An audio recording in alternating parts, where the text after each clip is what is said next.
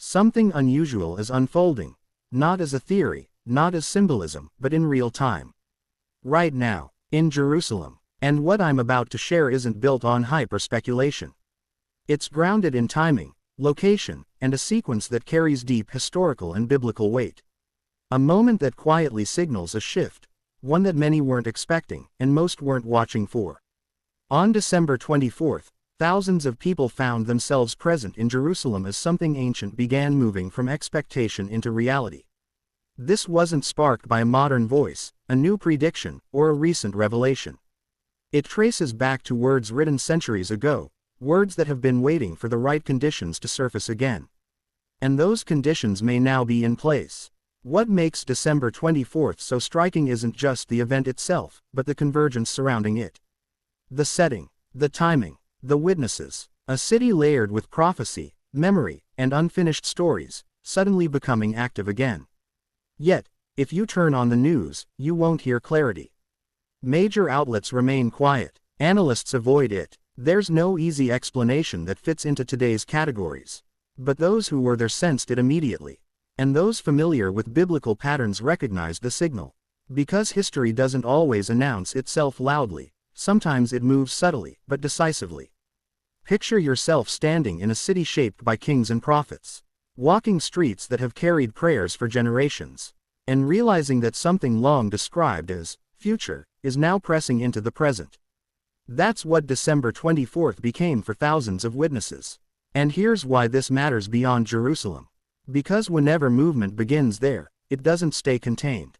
It creates ripples. It affects decisions, direction, and awareness far beyond its borders.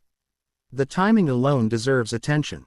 December 24th sits at a global pause point, a moment when the world slows, reflects, anticipates. A threshold between closing and beginning. And throughout Scripture, thresholds are rarely accidental. What began wasn't dramatic. There were no alarms, no global announcement. It was quiet, but irreversible, like the first click of a mechanism that's been locked in place for centuries. And here's what most people haven't realized yet. This wasn't designed to be a single moment. It was the start of a progression. Once sequences like this begin, they don't rewind. They unfold, layer by layer, step by step, which brings us to the question that matters most. What does this mean now? Not symbolically, not theoretically, but personally. Because when long-standing patterns reactivate in Jerusalem, they don't just speak to history, they demand awareness in the present. If you want to understand what truly began on December 24th, where it's rooted, and why it may signal more than one isolated event, stay with me. Don't skip ahead. Don't disengage. Every part connects. This isn't coincidence. It's alignment. And alignment always comes before acceleration. You can feel it. That sense that something has shifted slightly, but permanently. A hinge moment. One that won't be obvious until it's already reshaped what comes next. December 24th, Jerusalem. Thousands present, and something ancient stirring again. Before we go any further, we need to anchor this in Scripture. Because without context, moments like this feel confusing. But with context, they become unsettlingly clear. And once you see how precisely the pieces fit, it's impossible to unsee them. What began isn't rooted in one verse or one voice. It's woven across multiple writings, spanning centuries, spoken through different messengers, all pointing toward the same unfolding pattern. To understand why December 24 matters, we have to look beyond headlines and into patterns that were written long before cameras, satellites, or news cycles existed. Because what's unfolding now wasn't designed to surprise those who know what to look for. It was designed to be recognized. Throughout Scripture, moments of major transition follow a familiar rhythm.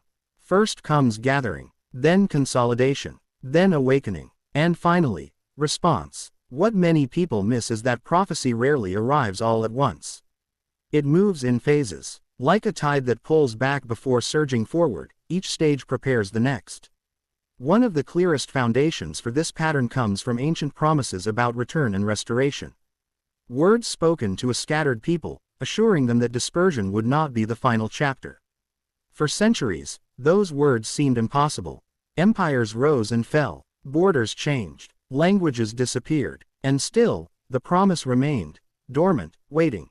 Then history shifted. Against every political and historical expectation, Israel re-emerged as a nation in the modern era. What once sounded symbolic became geographic. What was once poetic became physical. But here's the part most overlook. That moment wasn't the completion. It was the beginning. Return was never meant to be instant or singular. It was designed to unfold in waves. And on December 24th, witnesses in Jerusalem observed what appeared to be another wave activating. Not just movement of people, but movement of permission, access, and momentum. Reports began surfacing quietly, not in press conferences, but in conversations. Not as announcements, but as observations. Doors that had been closed for years were suddenly opening. Processes that stalled were suddenly moving. Barriers that felt permanent were no longer holding. People who had waited, sometimes for decades, found themselves approved, cleared, or released without explanation. For those paying attention, it felt less like coincidence and more like coordination. And that word matters, because coordination implies intent. In Scripture, return isn't just relocation. It's ascent. It's restoration of position, identity, and purpose. Movement with direction, not randomness. But this is where the narrative deepens. Physical return is only the first layer. There's a second stage that follows: formation, building, strengthening, infrastructure, identity taking shape again. That stage has been visible for decades. Yet Scripture consistently points to a third phase, one that doesn't begin with borders or buildings, but with breath. An awakening, not forced, not legislated, but internal. And this is where December 24th becomes especially significant. Because alongside reports of physical movement came something less measurable, but more telling. A shift in hunger. People who had lived disconnected from faith began asking questions they never asked before. Younger generations, raised without religious structure, began searching for meaning with urgency. Not because they were told to, but because something stirred. Witnesses described conversations that felt different. Questions that carried weight, a sense of drawing, not emotional hype, but quiet pull. Like recognition without explanation. And this aligns with one of the most vivid prophetic images ever recorded, the vision of restoration in stages. First structure, then form, then life. In that vision, what is rebuilt externally remains incomplete until breath enters it. And breath always represents awakening. What makes this moment distinct isn't that everything has completed, but that indicators suggest the next phase may be initiating. That's why December 24th doesn't stand alone. It points forward, because awakenings don't erupt suddenly. They begin subtly, with awareness, with questions, with alignment, and alignment always precedes acceleration. Now pause for a moment and consider the timing. December 24th sits immediately before a global moment of reflection, a time when billions turn attention toward incarnation, arrival, and fulfillment. Regardless of dates or traditions, the symbolism is unavoidable. Focus shifts toward the idea of God entering history. And just before that worldwide pause, movement begins again in the city where so many promises converge. That symmetry isn't loud, but it's precise. And precision is the signature of pattern fulfillment. So the question becomes, if this is movement, not conclusion, what follows? Because Scripture never reveals sequences without intention. Each phase exists to prepare the next. And if physical return accelerates before awakening, and awakening precedes recognition, then what we're watching now may be preparation, not climax. Which brings this directly back to you. Because patterns don't exist to entertain observers. They exist to prompt response. And response is never delayed without consequence. In the next part, we're going to look at how these movements connect to the larger prophetic timeline, not in fear, but in clarity. Not speculation, but alignment.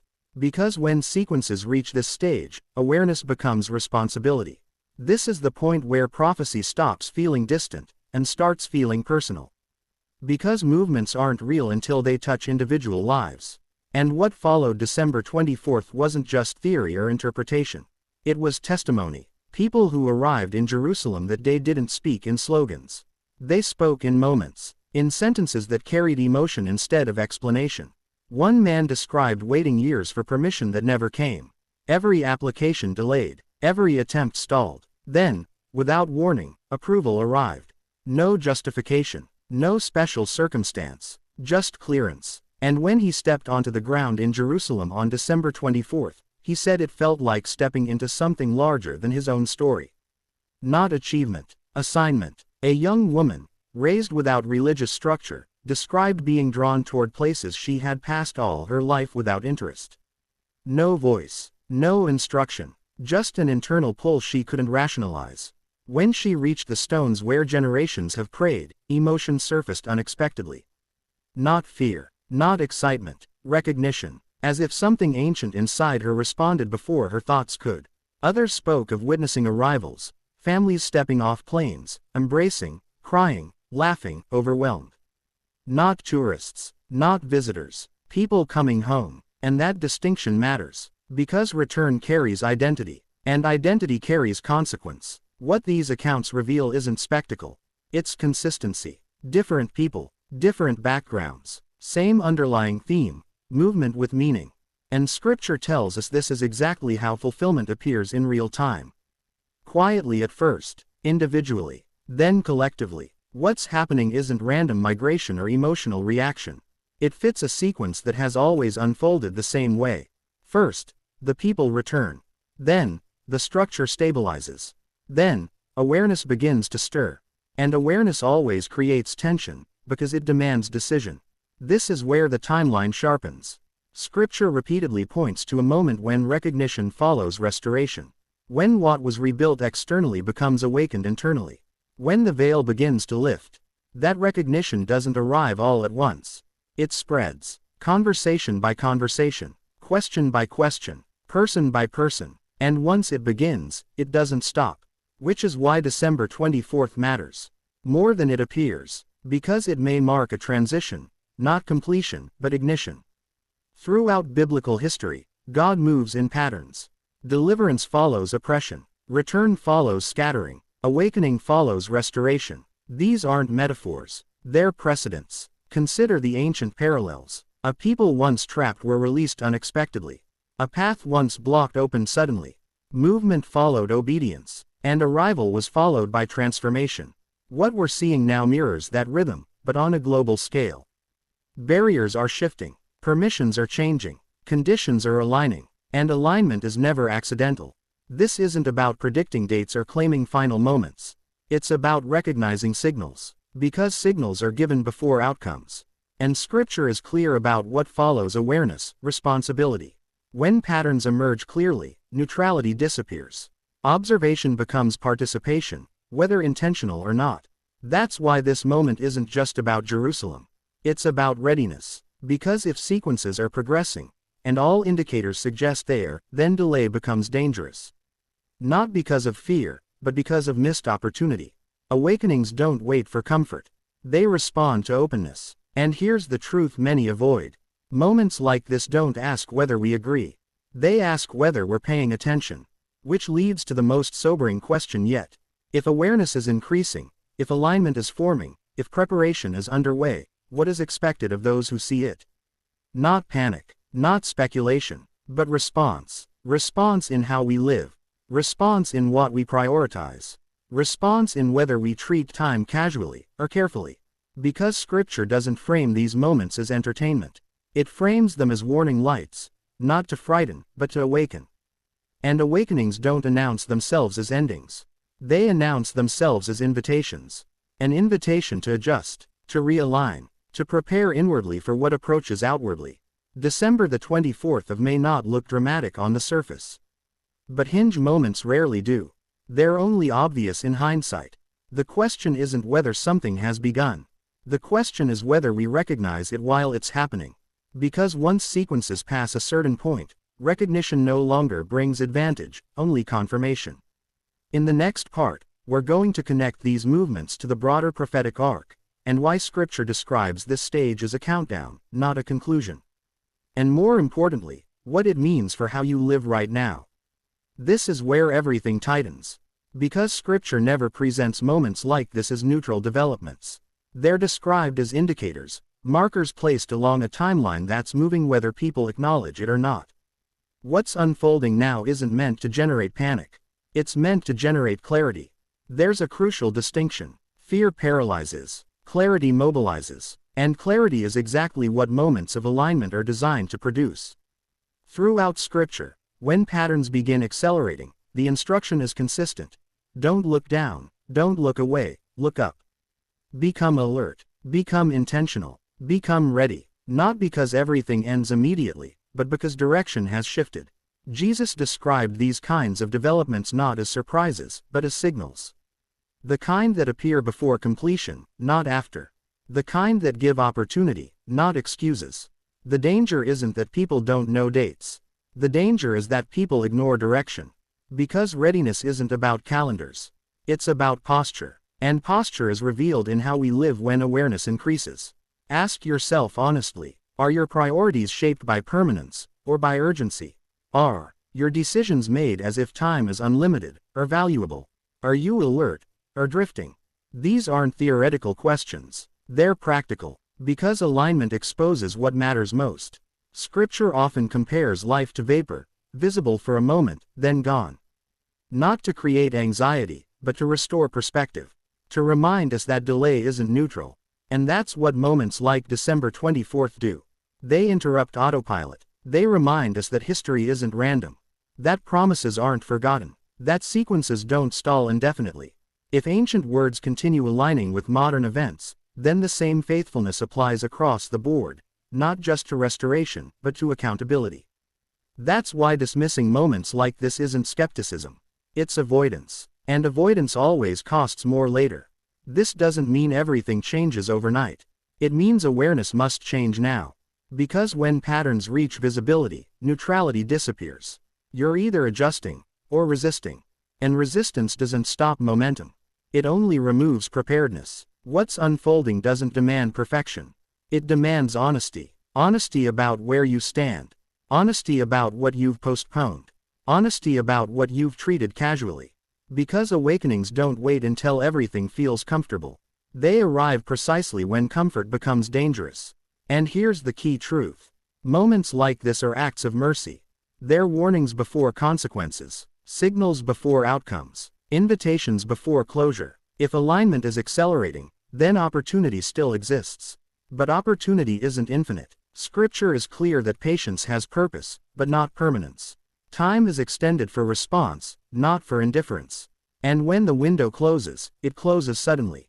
That's why awareness now matters more than certainty later. December 24th isn't a finish line. It's a marker, a reminder that the sequence is moving. That preparation isn't optional. That response is personal. Which leads to the final question you have to answer, not someday, but now. If direction has shifted, will you? Will you live intentionally, or continue assuming later will always come? Because moments like this don't repeat endlessly. They pass, and what remains is how we responded while they were visible. In the final part, we're going to bring this full circle, where the sequence leads, what the ultimate promise is, and why this moment still carries hope, not despair. Because prophecy doesn't end in destruction. It ends in restoration. Now let's bring this to its conclusion, not with fear, but with clarity and hope. Because prophecy does not move toward chaos. It moves toward resolution. Every sequence we've talked about, gathering, restoration, awakening, recognition, points somewhere specific. Not to uncertainty, but to fulfillment. Scripture consistently ends the story the same way. Not abandonment, but dwelling. Not loss, but renewal.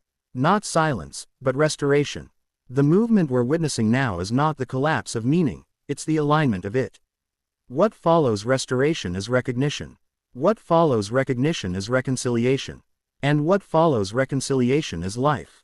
That's why moments like December 24th are not meant to terrify those who are watching closely. They're meant to steady them.